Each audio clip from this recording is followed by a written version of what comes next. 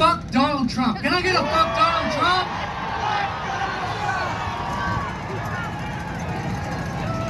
Thank you for that. My name is Lestat.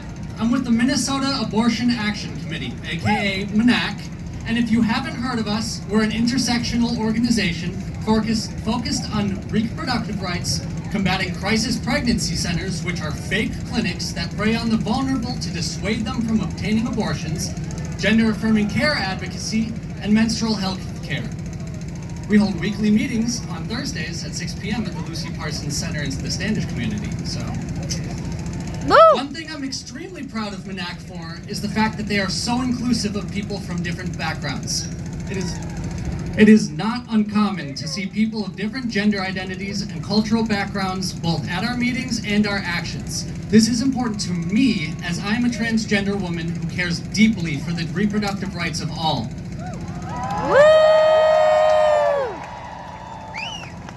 Because of all this, I feel the need to advocate for both trans rights and reproductive rights.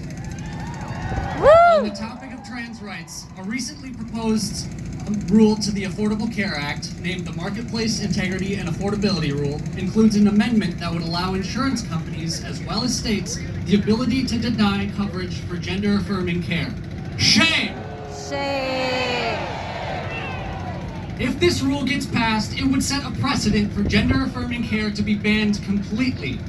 Insurance companies have already been denying transgender people the right to the insurance that they paid for solely due to the fact that they're seeking gender-affirming care. This is exemplified by the story of Dashir Moore, a transgender man from Colorado who in 2019 was denied health care coverage for treatment of gender dysphoria and a gender-affirming surgery. Now, insurance carve-outs for transition-related care are illegal. However, despite the company's assurances, a mere 2 days after his surgery, Dashir was informed that his insurance company had refused to pay, leaving him with nearly $30,000 in hospital bills. Shame! Ooh, shame! If that law hadn't been there, Dashir Moore and many people like him would be worse off, either facing tens of thousands of dollars in medical debt or unable to obtain the life-saving care that they so desperately need. These rights are exactly what the Marketplace Integrity and Affordability Rule aim to deny. This isn't the first time we've seen Trump's influence manipulate the laws that affect the lives of marginalized people. You only have to look back as far as 2022, when Trump's Supreme Court overturned Roe v. Wade.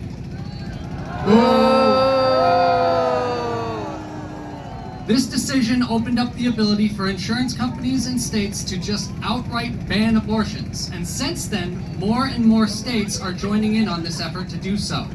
People are having to travel hours and hours just to get the abortions and reproductive health care that they deserve, because politicians are letting their twisted morals, see lobbyists' opinions, drive their decision-making.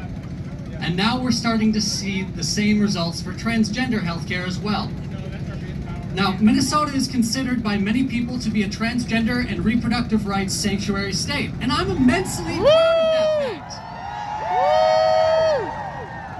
But it shouldn't have to be this way.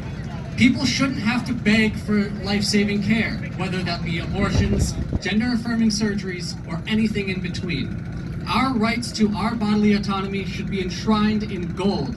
Anything less is the spit in the face to the good people striving for a fulfilling life. Woo! I want to express my love and appreciation to all of you for coming out today. We are the people who will make a change, because our politicians are so unwilling to do so. So I'll leave you with these chants. When trans rights are under attack, what do? Stand up, fight back! Free Palestine. Woo! Thank you, Lestat. Okay, our next speaker is from Black Lives Matter Twin Cities. Woo! And she has been instrumental